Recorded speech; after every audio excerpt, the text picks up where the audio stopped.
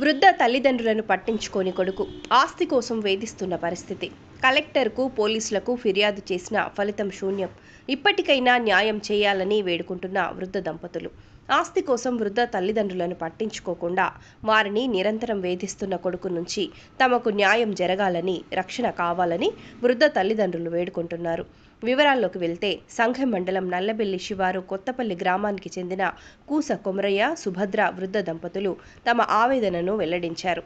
తమ కొడుకు కూస రవి తమను పట్టించుకోవటం లేదని, తమకున్న 2 ఎకరాల భూమి అమ్ముకోనివ్వకుండా చేయటమే కాకుండా తమను నిరంతరం అన్ని రకాలుగా వేధిస్తున్నట్లు వృద్ధ దంపతులు కొమరయ్య, సుభద్ర వివరించారు.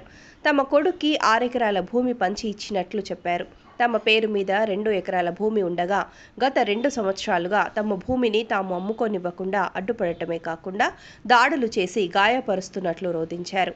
ఈ విషయమై 15 నెలల క్రితం వరంగల్ జిల్లా కలెక్టర్ కార్యాలయంలో ఫిర్యాదు చేసినట్లు తెలిపారు.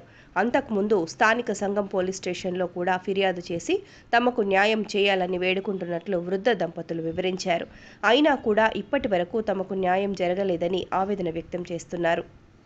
అంతేకాకుండా ప్రస్తుతం వరంగల్లోని ఆరుషి హాస్పిటల్లో కొమరయ్య శస్త్రచికిత్స చేయించుకొని హాస్పిటల్లోనే 11 రోజులుగా ఉంటున్నట్లు తెలిపారు. హాస్పిటల్ ఖర్చులు పెరిగి తమ వద్ద ప్రస్తుతం చిల్లి గవ్వ కూడా లేదని, తమకున్న పొలాన్ని అమ్ముకొని వైద్యం కోసం ఖర్చు చేసుకుందామని అంటే తమ పొలాన్ని అమ్మనివ్వకుండా కొడుకు రవి తీవ్ర ఆటంకం పరచడమే కాకుండా బెదిరిస్తున్నట్లు కొమరయ్య, సుభద్ర దంపతులు కన్నీటి పర్యంతమయ్యారు. తమ కూతురు రమ ఇప్పటి వరకు తమల్ని చూసుకుంటుందని, ఇప్పటికైనా తాము తమ పొలాన్ని అమ్ముకునేలా, తమ ఆరోగ్యాలను కాపాడుకునేలా ప్రభుత్వం తమకు న్యాయం జరిగేలా చేయాలని వృద్ధులు కొమరయ్య, సుభద్ర సంబంధిత అధికారులను వేడుకుంటున్నారు. కొడుకు ఎందుకుంటాడు? కొడుకు డబ్బులు చస్తే తింటామని కలెక్టర్ దగ్గర పోయినా, ఎంఆర్ఓ దగ్గర పోయినా, నాన్న కలెక్టర్ దగ్గర పోయినాము. ఊళ్ళో పెద్ద పట్టుకోలేదు మమ్మల్ని మోసపుచ్చుకుంటాను. పెద్ద మనుషుల దగ్గర తాపించిండు. నాకు పెద్ద మనుషులంతా ఒకరికి నన్ను మొక్కయ్యింది. కొడుకు లేదు, అవ్వని కాదట నాన్న.